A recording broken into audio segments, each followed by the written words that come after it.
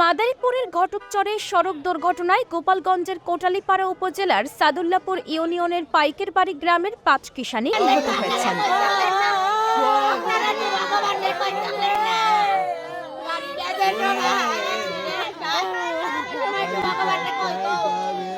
রবিবার সন্ধ্যায় যাত্রীবাহী ইজি বাইক এবং সার্বিক পরিবহনের মুখোমুখি সংঘর্ষে ঘটনাস্থলে মোট ৭ জনের মৃত্যু হয়।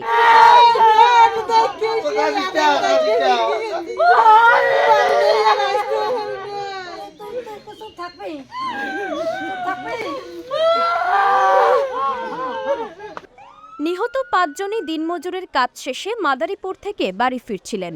একই গ্রামে একসঙ্গে ৫ কিষানের মৃত্যুর ঘটনায় এলাকায় শোকের মাতম চলছে। মরদেহগুলো রাতেই গ্রামে আনা হয়েছে।